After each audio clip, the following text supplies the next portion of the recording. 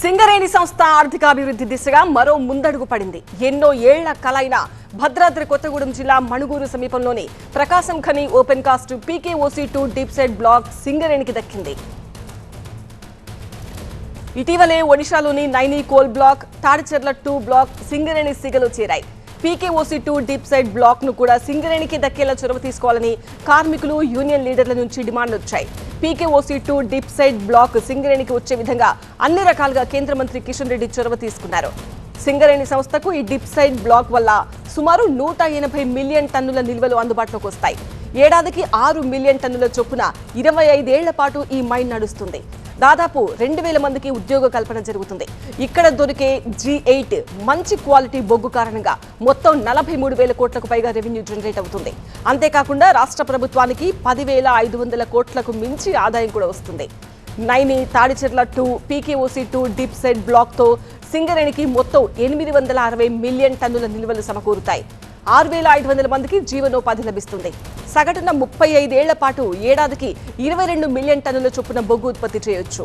రాష్ట్ర ప్రభుత్వానికి దాదాపుగా 48,000 కోట్లకు పైగా ఆదాయం సమకూరుతుంది.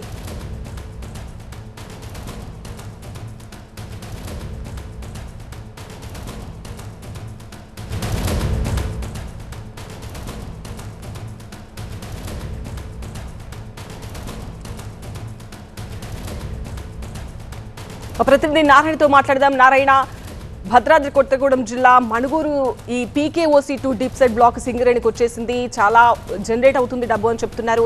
సో ఎప్పటి నుంచి మైనింగ్ స్టార్ట్ అవుతుంది? ఎన్ని కొత్త ఉద్యోగాలు వస్తాయి? సింగరేణి అభివృద్ధిలో చాలా కీలకమైనటువంటి ముందడుగు పడింది. భద్రాద్రి కొత్తగూడెం జిల్లా మణుగూరులో ఉన్నటువంటి Prakasam Khani open cast 2 deep side block ఈరోజు సింగరేణికి రావడం పట్ల ఇటు కార్మిక సంఘాలు, పలు రాజకీయ పార్టీలు కూడా హర్షం వ్యక్తం చేస్తున్నాయి. వాస్తవానికి ఇది గత కొద్ది రోజులుగా కార్మిక సంఘాలు, వివిధ రాజకీయ పార్టీలు కూడా ఆందోళన చేస్తున్నాయి. సింగరేణి ఇక్కడ ఉన్నటువంటి బ్లాక్ని సింగరేణికే కేటాయించాలని ఇప్పటికే ఆందోళన చేస్తున్నటువంటి పరిస్థితి. రాష్ట్ర ప్రభుత్వం కేంద్ర ప్రభుత్వం మీద ఒత్తిడి తెచ్చే విధంగా డిమాండ్లు చేస్తూ ఆందోళన బాటపట్టే త్వరలోనే ఉద్యమ కార్యాచరణ రూపొందించడానికి సిద్ధమవుతున్నటువంటి వేళ ఒక కీలకమైనటువంటి ముందడుగు పడినట్లుగా ఒక శుభవార్త అయితే సింగరేణి కార్మికులకు చెప్పినట్లయింది. వరుసగా మనం ఇటీవల చూస్తే ఒరిస్సాలో నైనీ బ్లాకు, ఇటీవల తాడిచెర్ల 2 బ్లాకు, ఈరోజు PKOC2 బ్లాకు, ఈ 3 బ్లాకులు కూడా వరుసగా సింగరేణికి రావడం కూడా చాలా చారిత్రాత్మకమైన నిర్ణయం అని కార్మిక సంఘాలు, ఇటు కార్మికులు కూడా హర్షం వ్యక్తం చేస్తున్నాయి. సింగరేణి మనుగడే ప్రశ్నార్థకమైనటువంటి ఈ పరిస్థితుల్లో పలు విమర్శలు, ఆరోపణలు వస్తున్నాయి. రాష్ట్ర ప్రభుత్వం కూడా చాలా బకాయిలు, 54,000 కోట్లు బకాయిలు ఉన్నాయి. ఇటు బొగ్గు మాయమైందనేది, అనేక స్కాములు జరిగాయనేది విపక్షాలు ఆరోపిస్తున్నటువంటి నేపథ్యంలో మొత్తం మీద కార్మికులు ఒక అభద్రతా భావానికి లోనై ఆందోళన చెందుతున్నటువంటి ఈ పరిస్థితులలో కీలకమైనటువంటి ఈ బ్లాకు సింగరేణికి దక్కడం చాలా నిజంగా కూడా సింగరేణికి ఒక ఊతమిచ్చేలా ఉపయోగపడుతుంది అనేది వాళ్ళ అభిప్రాయం అయితే వ్యక్తం చేస్తున్నారు. దాదాపుగా 25 నుంచి 30 సంవత్సరాల పాటు ఈ బ్లాక్ అయితే అందుబాటులోకి వస్తుంది. దీని కాలపరిమితి దాదాపుగా 2,000 మందికి ప్రత్యక్షంగా పరోక్షంగా ఉపాధి కల్పించేలా ఈ బ్లాక్ అయితే అందుబాటులోకి వస్తుంది. మొత్తం ఈ 25 నుంచి 30 సంవత్సరాల పాటు 180 మిలియన్ టన్నుల బొగ్గు ఉత్పత్తి ఇక్కడ జరగబోతుంది. ఏటా 6 మిలియన్ టన్నులు బొగ్గు ఉత్పత్తి రూపొందించేలా ప్రణాళికలు అయితే రూపొందించారు. దీనికి సంబంధించి ఏదైతే ఆక్షన్లో పాల్గొనడానికి జెన్కో, ఇటు టెండర్స్లో జెన్కోతో పాటు సింగరేణి 2 కూడా పాల్గొనటం వల్ల ఈ రెండింటి మధ్య పోటీలో జెన్కోకి వెళుతుందేమనే ఒక ఆందోళన అయితే సింగరేణి కార్మికుల్లో నెలకొంది. రాష్ట్ర ప్రభుత్వం జెన్కోని విత్డ్రా చేసుకుని వెనక్కి టెండర్స్ నుంచి ఉపసంహరించుకునేలా ఒత్తిడి తీసుకురావాలనేది కార్మిక సంఘాలు, కార్మికులు అయితే గత కొంతకాలంగా కోరుతున్నారు. ఇటీవల ఆ శాఖకి చూస్తున్నటువంటి డిప్యూటీ సీఎం బట్టి విక్రమార్క పర్యటించారు.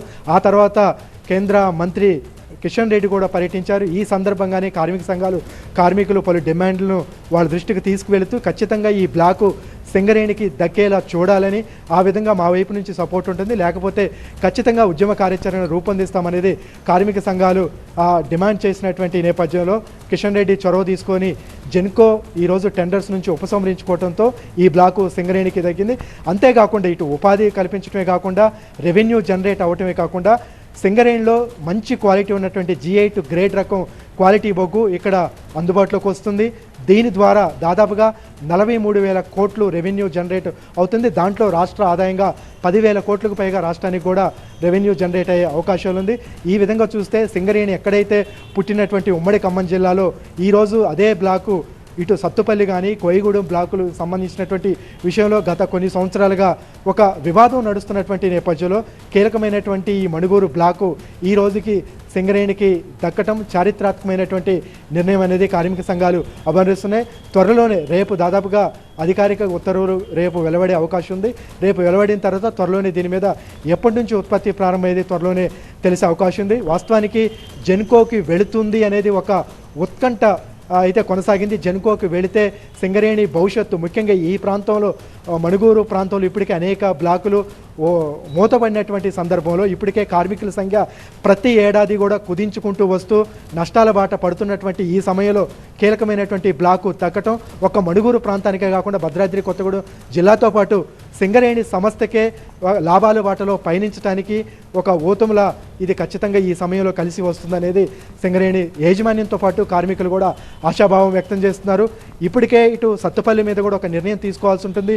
కోయిగూడానికి సంబంధించి సత్తుపల్లి కోయిగూడెం ఈ రెండు కూడా గతంలో ప్రైవేటు సంస్థలు టెండర్స్తో దక్కించుకున్నప్పటికీ ఇప్పటి వరకు కూడా అక్కడ పని ప్రారంభించకపోవడంతో ఆ రెండింటి మీద కూడా నిర్ణయం తీసుకోవాలి. ఇతర బ్లాకుల మీద కూడా సింగరేణి సంస్థతో పాటు రాష్ట్ర ప్రభుత్వం కేంద్ర ప్రభుత్వం కలిసి ఒక నిర్ణయం తీసుకుంటే సింగరేణి అభివృద్ధి చెందడానికి మరింత అవకాశాలు విస్తరించడానికి మరింత తోడ్పాటు అవుతుంది అనేది సింగరేణి కార్మిక సంఘాల నుంచి వస్తున్నటువంటి డిమాండ్. ఆ దిశగా రాష్ట్ర ప్రభుత్వం వైపు నుంచి కూడా చొరవ తీసుకోవాలని అయితే వాళ్ళు కోరుతున్నారు.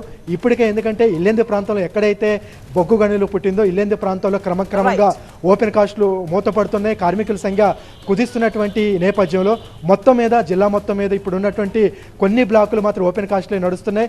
ఈ రోజు త్వరలోని ఈ బ్లాక్ కనుక అందుబాటులోకి వస్తే ఆదాయంతో పాటు సింగరేణి కార్మికులకు ఉపాధి కూడా లభించే అవకాశాలు మెండుగా ఉంటాయి. రైట్ నారాయణ.